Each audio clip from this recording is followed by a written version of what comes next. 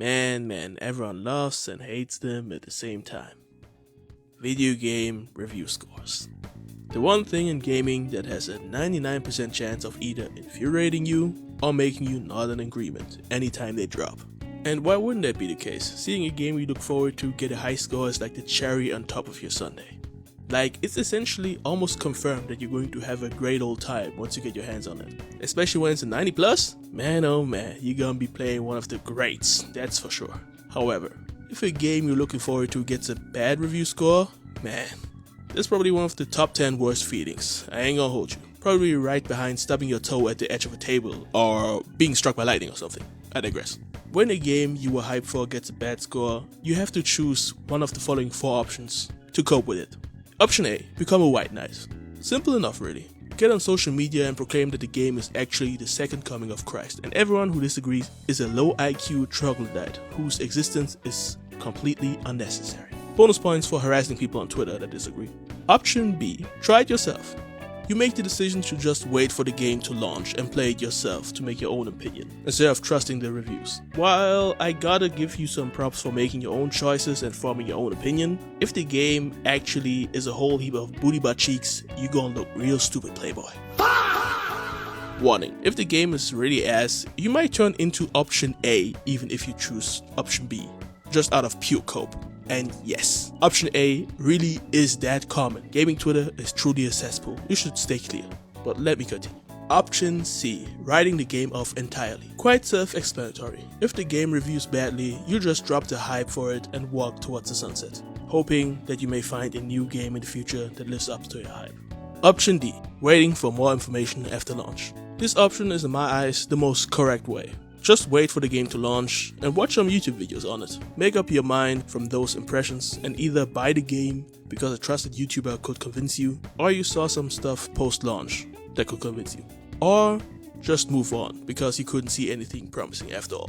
Those were the 4 options. What do you think the most common option is? Write your answer in the comments down below. And while you're at it, tell me what your procedure is when a game you're hyped for is launching. Anyway, the option that is most commonly used is option C, by a landslide. And that is actually quite obvious, since bad review scores absolutely demolish game sales. A 7 out of 10 is already bad enough for a lot of people to write off a game entirely, which is kinda odd, since a 7 out of 10 is still a pretty decent score in most other forms of media, and even restaurants. But in gaming, that shit pretty much just marks you as mediocre at best. The review scale is broken beyond belief at this point, and all roads lead back to the very people that pen these reviews. Gaming has a games journalist problem. To make one thing clear right off the bat, this video wasn't made to blindly bash games journalists, okay?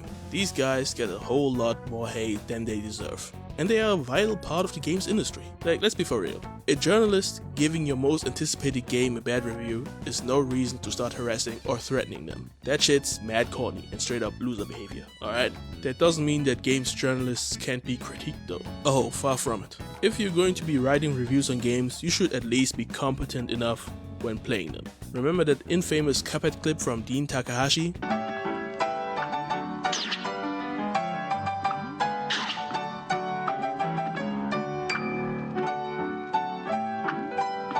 Yeah, just put the controller down at this point, playboy. This job just ain't for you, my guy. It is wild that someone that sucks straight booty butt cheeks at gaming is actually getting paid to review them, bro. Most journalists obviously don't suck at games this bad, but it's crazy to think that there are probably a few journalists out there that are genuinely this bad. Like, playing games if you're this bad is fine, no harm, no foul, but to work as a game reviewer when you suck this bad, yeah, at this point you're just trying to fuck over the rest of the industry, dog. Because you're definitely not helping the rap of games journalists, that's for damn sure. And you can bet your ass that their bad experience will influence their review. People like that just shouldn't be reviewing games, point blank, period. But reviewers that are bad at games are, like I previously said, probably pretty rare. So lumping them in together with every other reviewer and claiming that games journalists just suck at gaming in general just creates unnecessary resentment towards them.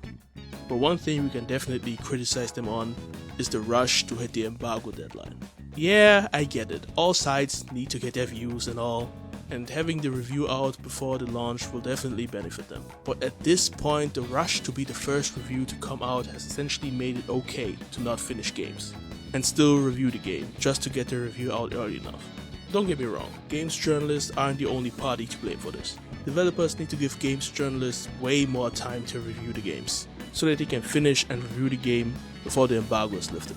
It isn't uncommon for reviewers to have 1 to 2 weeks, if not less, to review a game, which in my eyes just isn't enough. Sure, it might be enough for an action-adventure game with a runtime of maybe 16 hours. However, if you look at an open-world RPG like Crimson Desert, or God forbid a JRPG like Persona 5, yeah, then 2 weeks ain't gonna save you, I can tell you that much. In that time, they might have played through the game, yeah, but actually sitting down and forming an informed opinion on it? I think not. In my eyes, reviewers should at least have 3 to 4 weeks to finish and review a game. I bet everyone in the audience has experienced a piece of media that was absolutely amazing on the first go, but after ruminating on it for a few days, you probably noticed some things that maybe didn't make much sense in hindsight, or some plot conveniences that you didn't catch at first, which make you view the story in a different light. All this might change your view on whatever you watched entirely.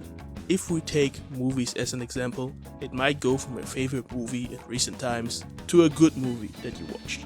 And game reviews are most definitely no different. Giving reviewers enough time only helps them make a better decision on what to score the game. But currently, that's just not the way it works.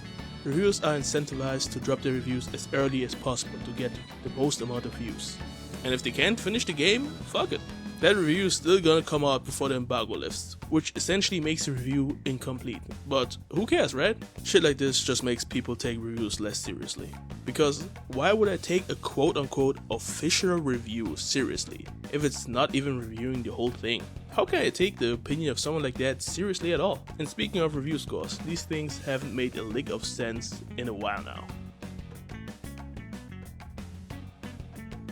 You've probably noticed by now that there's a certain trend going on when it comes to review scores.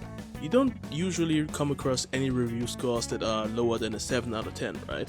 The way reviews currently work is that a good game gets an 8 out of 10, an amazing game gets a 9 out of 10, and a masterpiece gets a 10 out of 10. Everything, and yes, I do mean everything, other than that is almost always getting a 7. A game can be mediocre, 7 out of 10. A game can be decent, 7 out of 10. It can be bad, 7 out of 10. Heck, devs can even lie about the features and how the game works. Still, 7 out of 10. And no, I'm not even playing with you niggas. This is actually how games be getting reviewed out here. A game must be truly broken and bad to an almost comical degree to get a score lower than a 7. The most recent example being the monstrosity that was Mind's Eye. A game that from the looks of it shouldn't have scored anything above a 3 if we keep it a stack. It's insane that some reviewers think that this was actually worthy of a 5 or 6. Like, are we looking at the same game, my nigga? Your boys was tripping, that's so damn sure. For most gamers, a 7 out of 10 is essentially the bad signal for a sucky ass video game that's not worth wasting your time on.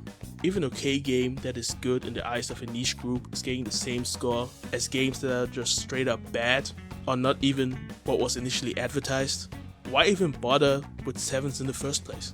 The question now is, why would reviewers score games like this? Well, there are a few reasons why that is the case. One I previously mentioned is that reviewers sometimes don't even finish games they review. If a game they've played to 60% completion didn't really impress them until that point, they probably just give it a 7 and call it a day. The last 40% might have changed their mind, but if they never even bothered to play that part, it obviously won't factor into their review. That being said, the most common reason why 7s are being handed out like participation trophies is probably access journalism. Games journalists benefit from exclusive interviews and insights they get from studios directly. An exclusive interview for a website or an exclusive game preview is gonna get your site a fuck ton of views. That's a benefit you can kiss goodbye if you dare to get on the bad side of that studio. And a bad review score is probably the fastest way to make that happen. The solution for that? Easy, just give the game a 7 at worst, even if the game is actually straight ass.